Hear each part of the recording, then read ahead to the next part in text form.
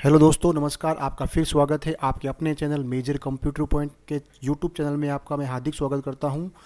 जो भी विद्यार्थी दोस्त मेरे इस चैनल पे सब्सक्राइबर हैं और जो नहीं है, प्लीज़ इस चैनल को सब्सक्राइब करें ताकि आपको एजुकेशन संबंधित सारी जानकारी आपको डिटेल में मैं यूट्यूब में आपको चैनल के द्वारा वीडियो के द्वारा आपको समझा सकूं, ताकि आपका कोई भी डाउट होता है वैकेंसी संबंधित वो आप इस वीडियो में क्लियर कर सकते हो।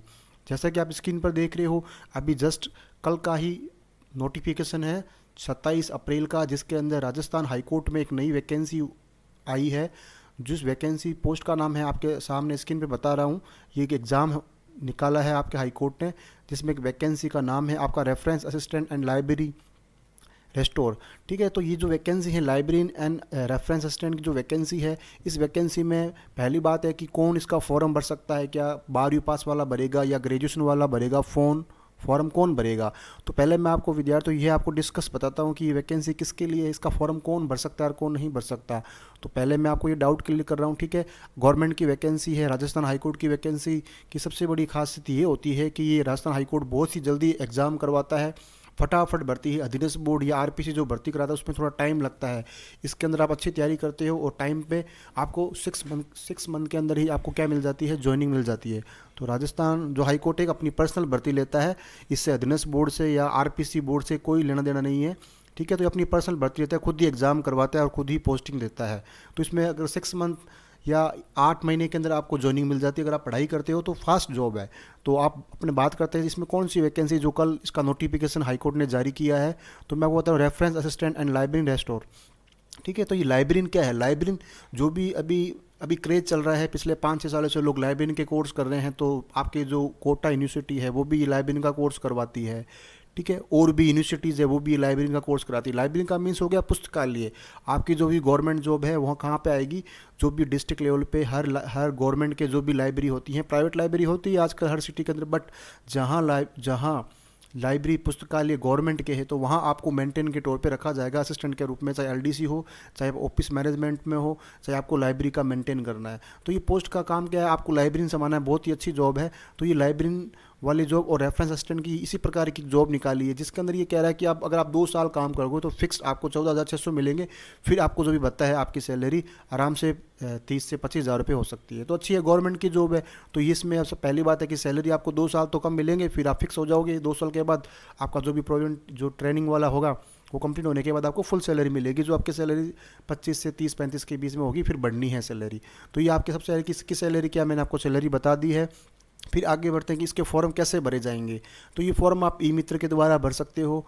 ठीक है, तो आगे चलते हैं इसकी साइट कौन सी, इस साइट पे जाके इसका आप नोटिफिकेशन दे सकते हो। अगर आपको फुल डिटेल पीडीएफ चाहिए तो मैं आपको पीडीएफ समझा रहा हूँ, फिर भी अगर आपको समझ नहीं आती है तो हमारे यूट्यूब चैनल के नीचे डिस्क्रिप्शन में जाके इस पीडीएफ फाइल का लिंक है, वहाँ से आप इसको क्या कर सकते हो, डाउनलोड कर सकते हो, डिटेल से पढ़ सकते हो। तो इसके फॉर्म स्टार्ट कब से होंगे? नोटिफिकेशन कल जारी हो चुका है। इसकी जो स्टार्ट होने वाली जो डेट है ये आपके यहाँ पे मैं बता रहा हूँ। तो इसके जो फॉर्म स्टार्ट होने वाले हैं 29 अप्रैल से इसके फॉर्म स्टार्ट होने वाले हैं। ठीक है, कब से होंगे? मॉर्निंग से नहीं होंगे, दोपहर में होंगे। तो आप 30 तारीख से इसका फॉर्म भर सकते हो और इसके जो आपकी 18 मई तक शनिवार तक इसके फॉर्म भरे जाएंगे। तो 29 अप्रैल से लेकर 15 मई तक इसके आप फॉर्म भर सकते हैं। तो आप इसे कह रहे हैं 1 बजे के बाद आप ट्राई कर लो। कई बार सर्वर लोग कहते हैं कि सर आपने बोला था 1 तारीख मतलब 29 अप्रैल को 1 बजे स्टार्ट हो जाएगी, तो टेक्निकल इशू आ जाता है। तो थोड़ा सा आप वेट कीजिए, फॉर्म स्टार्ट हो जाते हैं। थोड़ा 1 बजे है तो आप नेक्स्ट डे देख लिए, सेम डे इवनिंग में देख ली तो फॉर्म स्टार्ट हो जाएगा। फिर बात करते हैं कि इसकी फ़ीस क्या है। ठीक है, इसकी ऑनलाइन परीक्षा फीस क्या है? तो यहाँ पे इसने शुल्क की सीमा बता रखी है, लेकिन यहाँ पे इनकी प्रिंटिंग मिस्टेक, यहाँ पे इसने सीमा बताई और यहाँ पे भी आपने शुल्क जमा कराने की। तो शुल्क जो जमा कराने की डेट है वही फॉर्म के साथ में, चालान साथ में कटेगा। ठीक है, तो ये है। तो इसके अंदर कह रहा है कि आगे चलते हैं कि आप फॉर्म कैसे भरेंगे, या तो आप ई मित्र से या सीएनसी से भरेंगे। ठीक है, फिर बात करते हैं लिखित परीक्षा। इसकी लिखित परीक्षा किसने मैंने बोला था आपको पहले कि हाईकोर्ट बहुत जल्दी एग्ज़ाम करवाता है और बहुत जल्दी क्या करवाता है, आपकी पोस्टिंग देता है। क्यों देता है? कि क्योंकि ये खुद ही इसका हेड होता है। तो यहाँ पे साफ लिखा हुआ है सारे ऑथोराइज राजस्थान हाईकोर्ट के पास ही सुरक्षित होते हैं। तो लिखित परीक्षा की डेट पहले ही इसने जारी कर दी है कि जो इसका एग्ज़ाम होगा बीकानेर, इसकी लिखित परीक्षा जयपुर एंड जोधपुर ही होगी। क्यों? कि आवेदन कम आते हैं, 1 लाख 1.5 लाख से ज़्यादा आवेदन नहीं आते। तो ये आपका जो अपने मेट्रो सिटी है जयपुर और जोधपुर में ही अपना एग्ज़ाम करवाएगा, क्योंकि राजस्थान में हाईकोर्ट जयपुर और जोधपुर में 2 जगह है। तो अपने हेडक्वार्टर है अपनी सुविधा के लिए। जो भी इसका एग्ज़ाम जो बात कह रहा है कि इसका एग्ज़ाम जो होने वाला है 22 जून को इसका एग्ज़ाम है। तो अगर आप फॉर्म भर रहे हैं तो पहले डिसाइड कर ले कि मैं अगर फ्री हूँ तो इसका फॉर्म भरूँ, इस डेट को इसका एग्ज़ाम फाइनल है। फिर भी अगर ये कहता है अगर फॉर्म ज़्यादा आते हैं, तो अगर ज़्यादा फॉर्म आते हैं तो बीकानेर संभाग वगैरह जो भी संभाग है आपके राजस्थान के अंदर, वहाँ भी ये ले सकता है, फीस सारी इसकी ऑथोराइज है। तो चलते तो आपको एग्ज़ाम का बता दिया मैंने, ठीक है। आपकी फॉर्म स्टार्ट कब होने वाले हैं, 29 तारीख आपके स्टार्ट हो जाएंगे। फिर आगे बात कर लेते हैं अपन इसकी फ़ीस, ठीक है। तो इसकी फ़ीस हाई कोर्ट की ज़्यादा ही रहती है, 500 से कम इसकी फ़ीस होती ही नॉर्मली। तो अगर जो बंदा जनरल कैटेगरी के अंदर है या ओबीसी के अंदर है तो उसकी फ़ीस 750 रुपये है, ठीक है। इसके अलावा आपके चालान चार्ज, फॉर्म फिल, जो भी मित्रा चार्ज है वो अलग से रहेगा। तो आपके 750 रुपये समथिंग, 100-150 रुपये इसमें एक्स्ट्रा जोड़ लो। जो भी आपका चालान कटेगा, फॉर्म फिल चार्ज है, वो प्रिंट आउट चार्ज है, वो इंक्लूड रहेगा, ठीक है। फिर ये आपकी जो जर्नल की फ़ीस है किसकी, क्रीम की और ओबीसी की फ़ीस 750 समथिंग रहेगी। फिर अगर कोई नॉन क्रीम है, ठीक है, राजस्थान में ओबीसी कैटेगरी में, उसकी भी 600 रुपये रहेगी। इसके अलावा कोई दिव्यांग है, हैंडीकैप्ड है, मतलब विकलांग है, या SC ST अनुसूचित जाति और जनजाति, उसकी फ़ीस 450 रुपये है। ये कह रहा है कि आप फीस एक बार भर देते हो, अगर आपका चालान कट जाता है और फेल होता है तो ये कह रहा है आप फीस किसी भी कंडीशन में वापसी नहीं होगी। अगर आप फीस भर दी है तो आप फॉर्म भरो, चाहे ना भरो, आपका टोकन कट चुका है तो आप खुद ही जिम्मेदार है, जो भी आवेदक जिम्मेदार है, इसमें ई मित्र का कोई लेना देना नहीं होता। तो अगर आप फॉर्म भरना है तो टोकन कटाओ और फॉर्म भरो। फिर बात करते हैं पोस्ट है, रेफरेंस असिस्टेंट एंड लाइब्रेरियन की। तो इसके अंदर पोस्टें कम है बट अच्छी जॉब है, तो आप ट्राई ज़रूर करें। पोस्ट भले ही हो, आपको एक पोस्ट चाहिए, आपको सारी पोस्टें नहीं चाहिए। अगर आप ईमानदारी से पढ़ाई करते हो, ईमानदारी से तैयारी करते हो, तो अगर आप 2 साल 3 साल से पहले से तैयारी कर रहे हो तो ट्राई करते रहो।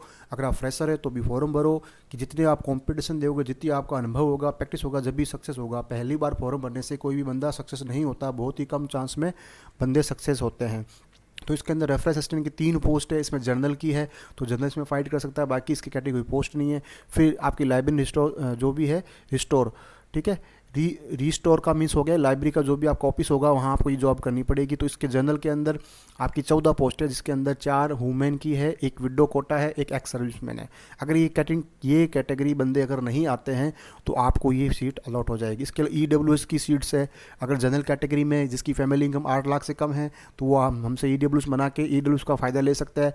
EWS में कट ऑफ कम जाती है जनरल से, कई बार ज़्यादा भी जाती है, हाई कोर्ट में तो ज़्यादा जाती है, बट अधीनस्थ बोर्ड के अंदर EWS की जो कट ऑफ है कम जाती है। तो ये आपके SC की भी है, SC ST की भी है, OBC की भी है, ये सारी पोस्टें हैं। तो ये पोस्टें कम हैं बट अच्छी वैकेंसी है, अगर आपको ट्राई ज़रूर करें आप। फिर आगे चलते हैं, इसमें जो भी इसमें आपका नोटिफिकेशन है सारा दे रखा है। एग्ज़ाम पैटर्न इसमें देखते हैं, PDF के अंदर कुछ दे रखा है, ये नॉर्मल जो भी रूल्स आप पढ़ सकते हो, ठीक है। आगे चलते हैं, फिर इस पर अपन बात करते हैं भाई इसमें कौन इसको फॉर्म को भर सकता है, ठीक है। तो उसकी डिटेल मैं आपको इसी नोटिफिकेशंस में बता रहा हूँ, ठीक है। ये मैं आपको स्क्रॉल कर रहा हूँ, जो भी है मेरे को लगेगा आपको बताने लायक चीज़ होगी मैं आपको बता दूंगा। इसके अलावा जब भी आप फॉर्म भरते हो तो अपना जाति प्रमाण पत्र, मूल निवासी एडवांस में बना के रखें, है ना। क्योंकि जब भी मान लो आप फॉर्म भरते हो उस टाइम आपके पास नहीं होता, फॉर्म भर देते हो और बाई चांस आपका सिलेक्शन हो जाता है तो उस टाइम वो क्या बैक डेट का मांगता है, वो ये कहता है कि जब आपने ऑनलाइन फॉर्म भरा था उस टाइम आपके पास वो सर्टिफिकेट था या नहीं। तो ये इंपॉर्टेंट है। तो आप जाति मूल पहले एडवांस में ही बना लें। OBC प्रमाण पत्र जो हर साल रिन्यू होता है, अगर आपकी कास्ट OBC है तो आपको हर साल जाति प्रमाण पत्र नया बनाना पड़ेगा, जबकि SC ST में एक बार ही बनता है लाइफ टाइम, और मूल निवासी सबका एक बार ही बनता है, वो आपको बार बार बनाने की ज़रूरत नहीं होती।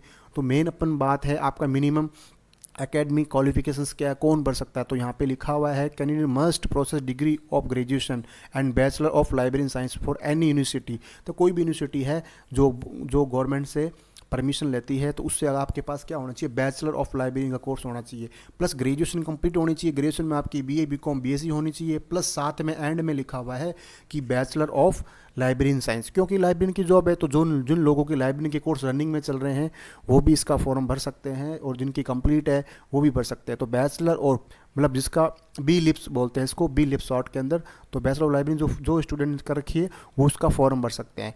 फिर इसको नीचे करते हैं, और भी इसमें लिखा हुआ है, आगे यहाँ पे लिखा हुआ है पर्सन हु हैज़ अपीयर्ड या appearing in final year in final semester, तो वो भी इसको क्या है इनिजिबल है, तो वो इसका फॉर्म भर सकता है। क्लियर इसने बोल दिया कि जो भी विद्यार्थी है जिसके भी चल रहा है ये कोर्स, लाइब्रेरी का कोर्स चल रहा है, वो भी इसका फॉर्म भर सकता है। फिर इसके अंदर आगे चलते हैं, इंडियन होना चाहिए, सारे इंडियन है। एज पे क्या है, देखो एज साफ लिखा हुआ है इसके अंदर, age candidate requirement service must be ठीक, इसकी एज आपकी 18 साल होनी चाहिए। ठीक है, इसके अलावा आप में इसमें मिनिमम 18 है और 40 तक आप फॉर्म भर सकते हैं।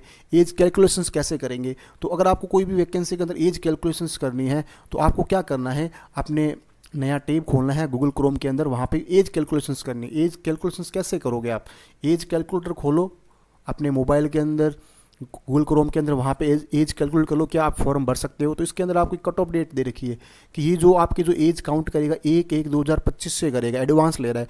तो जो बंदा 18 साल से अगर थोड़ा कम भी है, 2-3 साल, वो भी फॉर्म भर सकता है। तो एज आप यहाँ पे कैलकुलेट कर सकते हो। एज कैलकुलेट करने के लिए एज कैलकुलेट में जाएँ, जो आपको नीचे जो एज डेट, किस डेट को मांग रहा है, आज की डेट में एज नहीं पूछ रहा है आपसे, ये आपसे पूछ रहा है कि फॉलोइंग नेक्स्ट 1/1/25 को आपकी एज क्या होनी चाहिए, 18 साल की होनी चाहिए।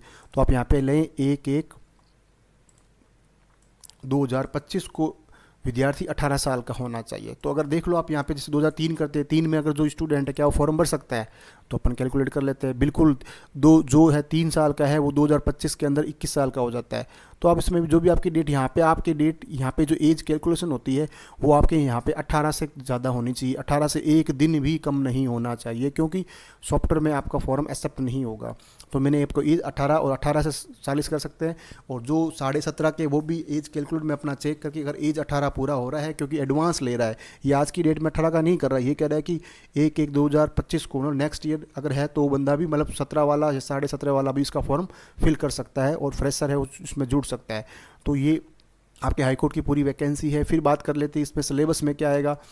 ठीक है, आपका करेक्टर अच्छा होना चाहिए, आपका करेक्टर अच्छा होना चाहिए, क्योंकि गवर्नमेंट जॉब में करेक्टर, अगर आप कोई भी गैर कानूनी कार्य करते हो तो आपको गवर्नमेंट में, फिर मोस्ट इंपॉर्टेंट बात है कि इसमें एग्ज़ाम कैसे होगा, क्या आएगा, वो आपको बता रहे हैं। तो यहाँ पे लिखा हुआ है रिटन टेस्ट होने वाला है। रिटन टेस्ट के अंदर फर्स्ट पेपर होने वाला है लाइब्रेरी एंड इंफॉर्मेशन साइंस, जो उसमें 50 क्वेश्चन, आपके 150 क्वेश्चन आने वाले हैं फर्स्ट पेपर के अंदर। तो फर्स्ट में आपका जो भी आपने लाइब्रेरी कोर्स किया वही कोर्स आपके इसमें आने वाला है।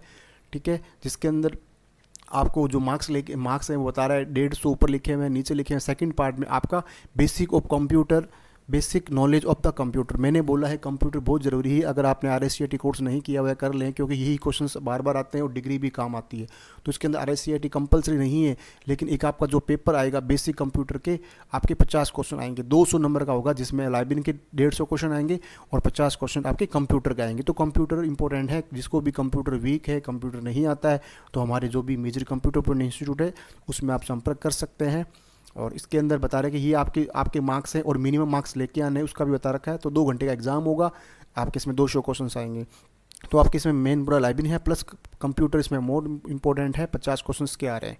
ठीक है, इसका जो पेपर होना है आपका क्या होना है, ऑब्जेक्टिव टाइप्स होना है, मतलब MC क्वेश्चन आएंगे, कोई भी नेगेटिव मार्किंग नहीं है, प्लस पॉइंट आराम से कर सकते हो, आपको कोई भी नेगेटिव मार्किंग इस एग्ज़ाम के अंदर नहीं है। ठीक है, तो ये आपकी बता रखा है। अब इसमें आपका सिलेबस है, इसका प्रिंट आउट ले सकते हो। लाइब्रेरी में जो भी आपने कोर्स किया उसका पूरा सेम सिलेबस है, जो आपने बुक्स पढ़ी है वही है। इसके अलावा आपके कंप्यूटर के बारे में इसमें नॉलेज बता रखा है, तो मैं नीचे और करता हूँ आपको कंप्यूटर के बारे में बताऊँ। ये आपका वो सिलेबस है, इसका प्रिंट आउट करके अपने पास रखें और इसकी आप तैयारी करें। भले ही पोस्ट कम है, लेकिन आप तैयारी करो, फिर वैकेंसी आएगी। लाइब्रेरी की वैकेंसी अधीनस्थ बोर्ड भी निकालता है, तो यहाँ पे तैयारी करोगे तो वहाँ काम आ जाएगी। तो हर डिपार्टमेंट वैकेंसी निकालता है, तो आप ट्राई ज़रूर करें, ताकि आपको एक्सपीरियंस होए कि एग्ज़ाम कैसे आता है, मेरे कितने नंबर आ रहे हैं, मैं कितने नंबर से रह रहा हूँ, आपको एक आइडिया मिलेगा। अनुभव के बिना कोई भी कार्य करना संभव नहीं है। तो आप इसका फॉर्म, जो जिनके पास भी लाइब्रेरी का कोर्स किया हुआ है उसका फॉर्म भरें। अब ये 50 आपका जो सेकंड पेपर है बेसिक कंप्यूटर का है, 50 क्वेश्चन आएंगे, जो बेसिक फंडामेंटल है, जिसका हमारे इंस्टीट्यूट पे आप कोर्स ये कर सकते हो, तो हम आपको करवा देंगे। तो सारी डिटेल दे रखी है, एग्ज़ाम बता दिया मैंने, एग्ज़ाम जो भी इसका फॉर्म भरना है तो आप हमें संपर्क कर सकते हैं। तो जो भी वैकेंसी आती है उसकी जानकारी हम आपको यूट्यूब चैनल के द्वारा देते हैं। तो प्लीज़ आप हमारे चैनल को सब्सक्राइब करें, हमारे जो भी वीडियो है उसको व्हाट्सएप पे, इंस्टाग्राम पे इसको शेयर करें, ताकि लोगों को सही जानकारी मिल सके, घर बैठे उनको कहीं पूछने की ज़रूरत ना पड़े। इसलिए मेरे इस चैनल का मैंने निर्माण कर रखा है, तो इस चैनल का फ़ायदा उठाएं और लोगों को शेयर करें, तो फिर भी कोई भी वैकेंसी आएगी तो आपको जानकारी दी जाएगी। इसके अलावा मैं इसकी जो PDF फाइल है आपको इस नोटिफिकेशन के एंड में आपकी ऐड कर दूंगा, तो आप देख सकते हैं। तो दोस्तों फिर मिलेंगे एक नई जानकारी के साथ। ओके।